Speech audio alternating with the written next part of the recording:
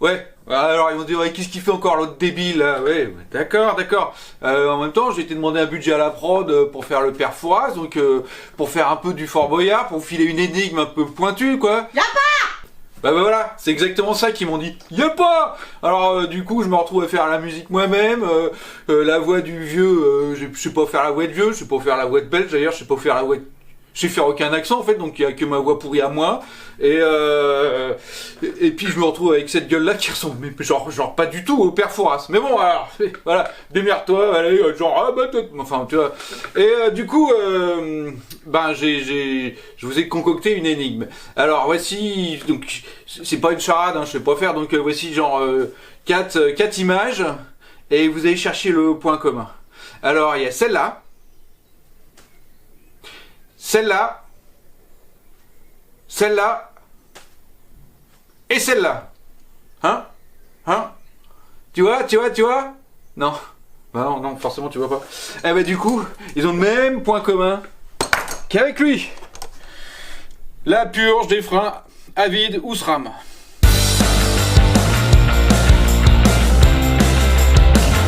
Un petit tour sur le matos avant d'attaquer parce que c'est important, effectivement, il faut un matos spécifique. Tous ces freins-là utilisent de la DOT comme huile, de la DOT 5.1.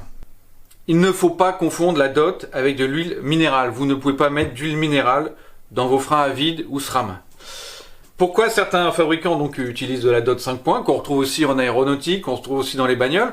C'est justement parce qu'elle a un point d'ébullition très élevé, au-delà de 500 degrés pour la 5.1. Ce qui est extrêmement intéressant pour les gros freinages ou pour les longs freinages parce qu'on génère beaucoup de chaleur et qu'il faut quelque chose qui puisse tenir cette température. Alors vous dites, ah bah pourquoi ils n'ont pas tous ça? Pourquoi on émet de l'huile minérale? Parce que l'huile minérale elle a un point d'ébullition plus bas.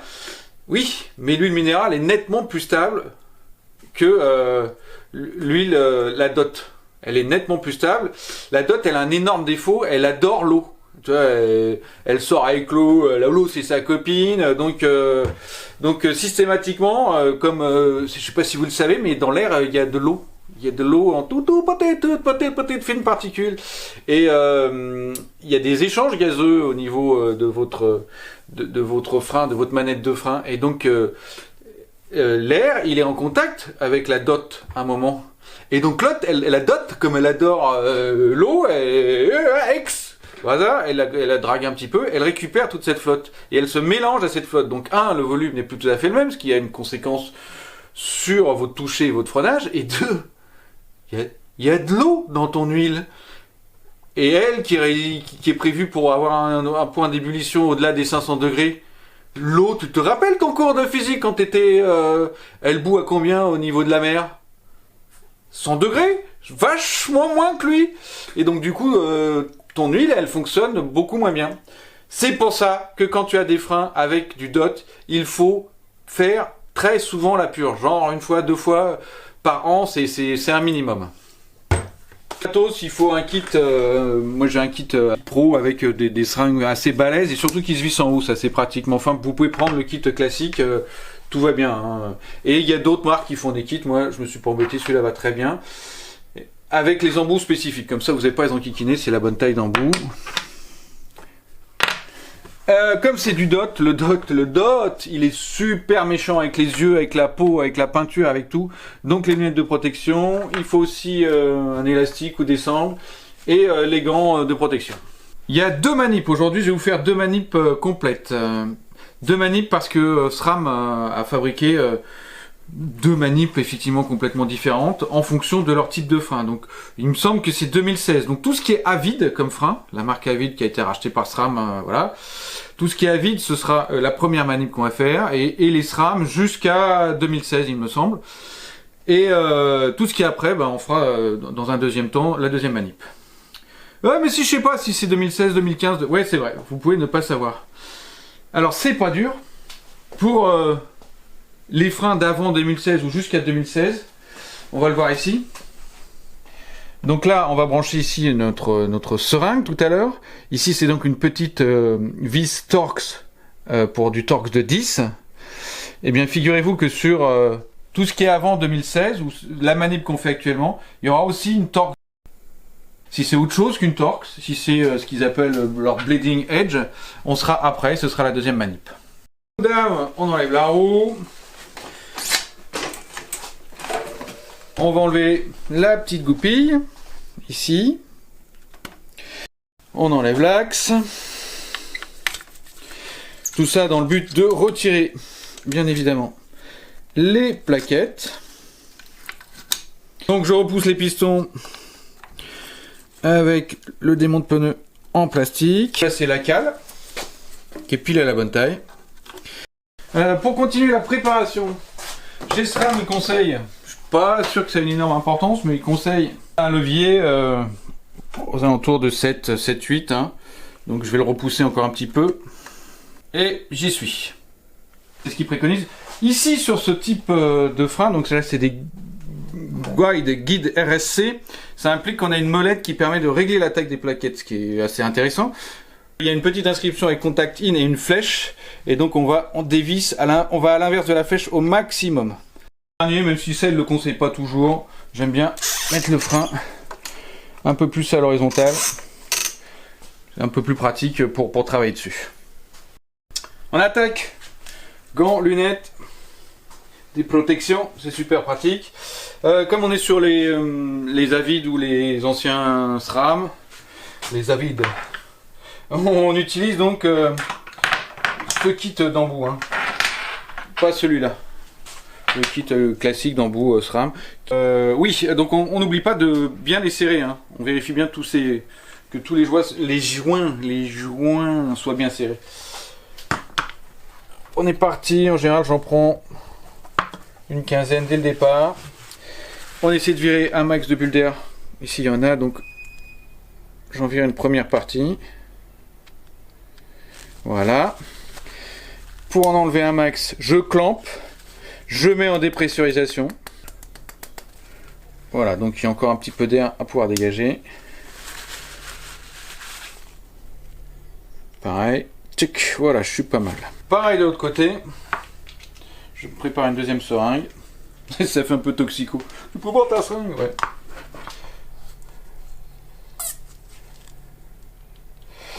Voilà.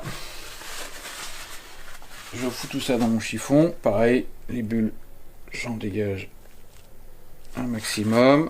Je clampe. Je mets en dépressurisation. Et ça aussi, ça fait toxico, sans déconner. Il manque plus que la petite cuillère et la bougie pour faire chauffer mon truc.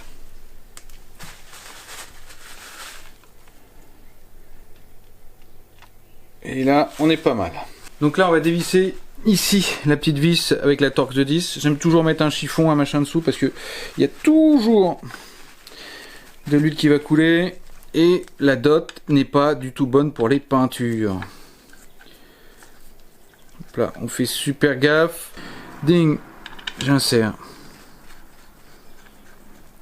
la vis du bas, la seringue du bas, celle qui est le plus remplie. J'aime bien la serrer vraiment bien fort. Hein. Pourquoi? Parce que quand vous avez créé de la dépressurisation, il y a quand même, voilà, on augmente forcément la pression. Et si vous avez une légère fuite ici, vous allez faire partir des tas de bulles qui ne servent à rien et vous allez ruiner toute votre purge. Vous serez bon pour la refaire. Donc là, on est OK. La Torx de 10 ici. Vous voyez que la vis n'est pas tout à fait la même, donc vous ne pouvez pas confondre. Et sur celle-ci, il y a un petit joint, on ne se fait pas avoir. La deuxième seringue. Et je le vérifie pareil, je le serre un peu plus fort avec un chiffon. Il y a même de quoi, si vous vraiment, ça c'est une clé plate de 10 hein, pour le serrer très fort. Mais bon, il y en a pas, il y en a rarement besoin. À la main, ça suffit. On est parti. Donc étape 1, j'ai déclampé ici, je sais même pas si ça se dit, j'ai déclampé là, donc j'utilise 2 fois, vu que je m'en fous, je sais pas si ça se dit une fois, donc je sais pas si ça se dit 2 fois, je peux le dire 2 fois. Et on va faire passer l'huile d'ici à ici. Donc on presse, et normalement on voit le niveau avec quelques bulles qui partent. On vérifie que l'huile donc on a repoussée, qui est arrivée dans cette seringue là est pas trop pourrie hein. En gros là ici elle est bien, elle est à peu près de la même couleur que l'huile de départ. Je vous jure que des fois ça ressemble à enfin, à l'urine d'un mec qui a bouffé de la charcuterie et qui a pas bu une goutte d'eau, ni d'alcool, ni pas bu du tout pendant genre 24 heures, quoi, tu vois, genre le genre de couleur. Dans ces cas-là, on enlève les seringues, on revise tout à étrier et on balance toute l'huile, pas dans la forêt, hein, dans son bac à vidange, et on recommence complètement, voire 2-3 fois, jusqu'à ce que l'huile qui sorte quand on pousse de l'étrier jusqu'au levier et soit de l'huile claire, quoi. On clampe ici. Et on va aller s'occuper de l'étrier en bas.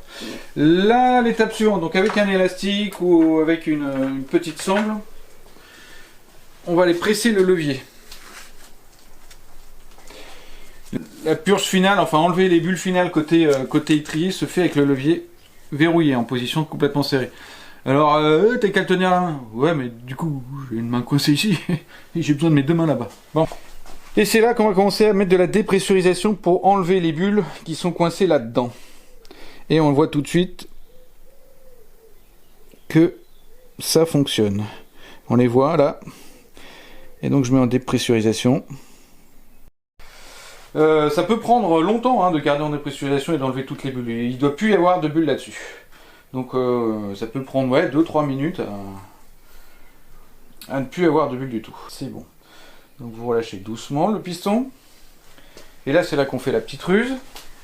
On retourne au levier qu'on maintient serré. On enlève là sans. C'est bien les voyelles et les consonnes. On garde donc le levier serré. Ici, on remet la main sur son piston et on va pousser gentiment. Et on doit sentir au niveau du levier que le levier se repousse vers l'extérieur. On le laisse aller tout doucement. Et on continue de pousser avec les seringues jusqu'à ce que le levier soit complètement repoussé. On clampe et on est prêt donc à enlever la seringue de l'étrier. Donc on récupère sa petite vis que je mets sur le côté ici comme ça. Je vais pas perdre trop de temps. J'ai toujours mon petit chiffon qui va absorber. Ça va couler un petit peu, c'est pas dramatique. Si vous trouvez que ça coule beaucoup, vous enlevez, vous dévissez votre étrier, vous le mettrez vers le haut. Mais bon, normalement... Donc on dévisse comme on a serré fort. Voilà. On traîne pas trop. C'est pas une course absolue, hein, mais enfin bon. Pas trop glandé. Voilà, j'ai peut-être même pas perdu une goutte. On serre pas comme à mort, hein, forcément, c'est des petites vis comme ça. Dégraissant ici pour être sûr qu'il n'y a pas de dot qui traîne nulle part. L'étrier c'est fait, c'est ok, il n'y a plus de bulles, il est nickel. On va passer au levier. Maintenant on va retirer les dernières bulles du côté levier de frein, donc on déclampe et on va commencer à mettre en dépressurisation ici. Tuc, ouais, tout de suite on a vu les bulles qui partent. On utilise son levier comme ça pour le faire pomper. On repousse un petit peu, pareil, et on dépressurise jusqu'à ce qu'il n'y ait plus de bulles. Voilà, là aussi ça peut prendre un peu de temps, normalement nettement moins de temps que sur l'étrier. Donc une fois qu'on n'a plus de bulles, on repousse le piston de la seringue jusqu'au bout. Voilà, on clampe et on n'a plus qu'à enlever la seringue.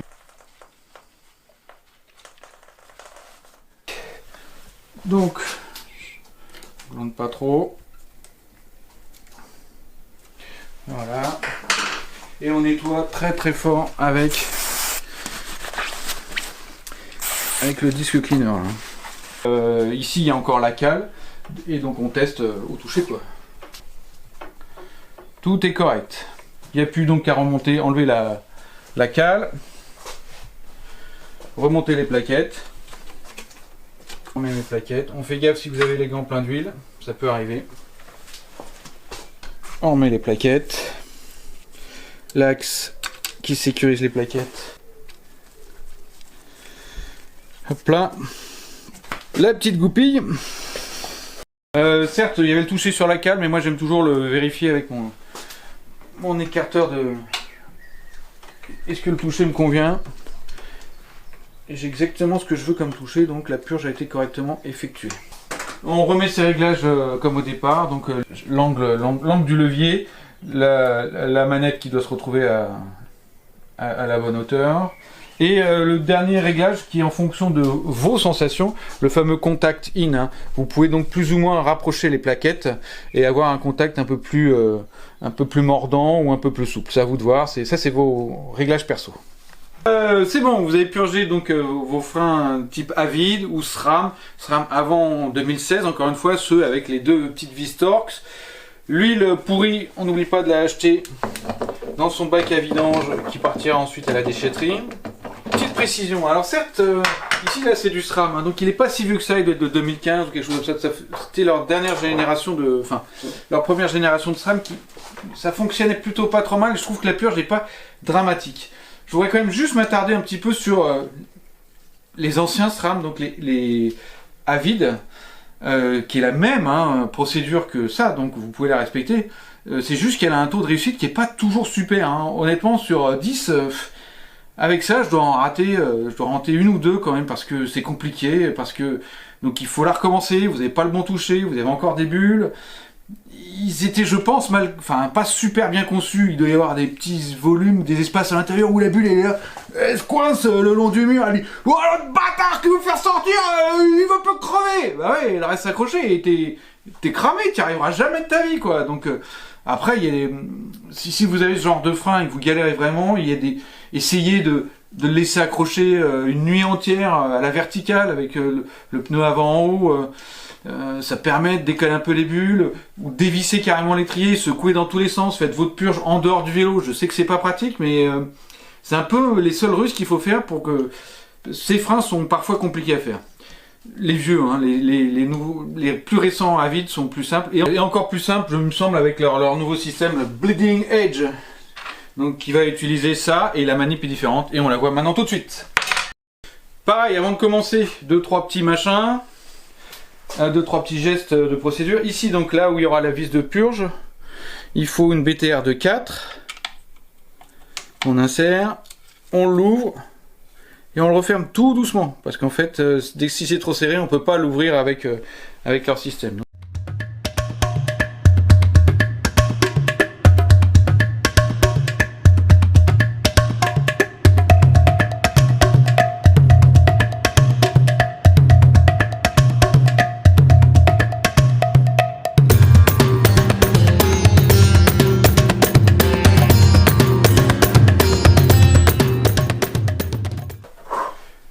Pareil, on commence avec l'huile.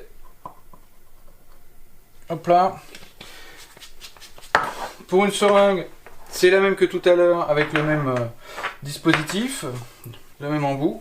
Et pour l'autre, c'est là qu'on va utiliser leur fameux Bleed Edge, qui ressemble donc à ça.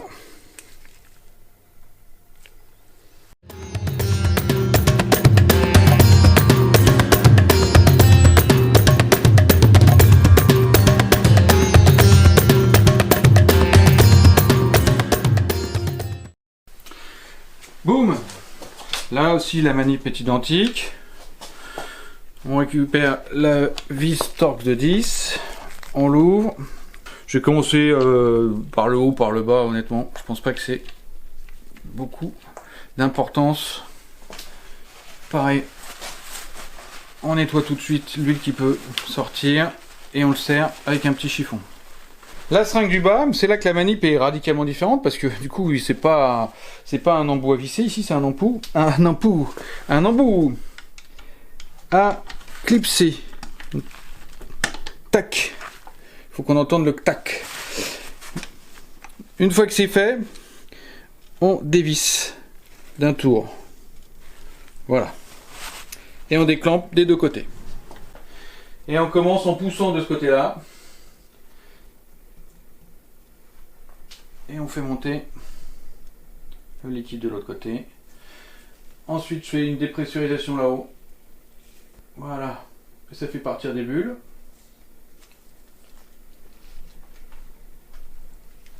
Hop là. On repousse. Et on fait plusieurs allers-retours comme ça. Voilà. Je clampe ici, et je peux le refermer. Et pour mon étrier, c'est bon. Il n'y a plus qu'à le tirer comme ça. Et maintenant, on va terminer par enlever l'air ici tranquillement. Donc, hein, on n'oublie pas de pomper 2-3 fois. Et on met en dépressurisation. Toujours pour faire monter les dernières bulles. On repousse. Et on recrée de la dépressurisation. J'aime bien toujours faire ça avec le frein. Et j'ai plus de bulles. Je repousse une dernière fois. Je clampe. Et je vais pouvoir retirer la seringue de ce côté-là. Et c'est parti. Et je la revisse. Toujours pareil parce que c'est de la dot et que ça ruine vachement les peintures et un peu tout d'ailleurs. Ok. Et pareil, on teste avec la cale en place si on a un toucher correct. Moi, ça me va. En plus, c'est mon vélo, donc je sais exactement ce que je veux obtenir comme toucher.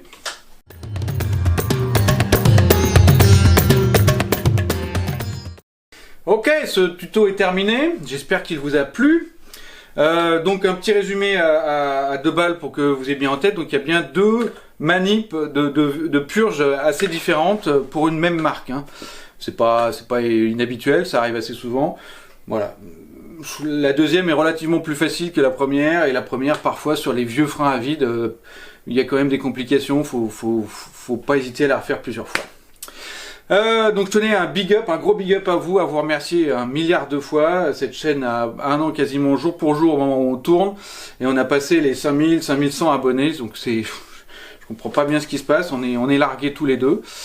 Du coup, j'ai vu qu'il était intéressant, je vous demande, continuez de vous abonner en fait, c'est vachement bien, et moi ça me permettra pour vous entre autres, plus j'ai d'abonnés, plus je peux me pointer et appeler les distributeurs, les marques et leur demander est-ce que ça vous intéresse que je fasse des tests, des machins, des trucs. Je peux récupérer du matériel et ça me permettra, j'espère que ça va se faire, d'augmenter le type de vidéos que je peux présenter, donc sur du matériel mécanique évidemment, parce que mais bon, après on est ouvert évidemment à toute proposition, et ça c'est grâce à vous, et plus vous abonnez, plus c'est grâce à vous et plus c'est possible. Donc je vous remercie 1 milliard de fois encore une fois, et bon salut les amigos. Namasté.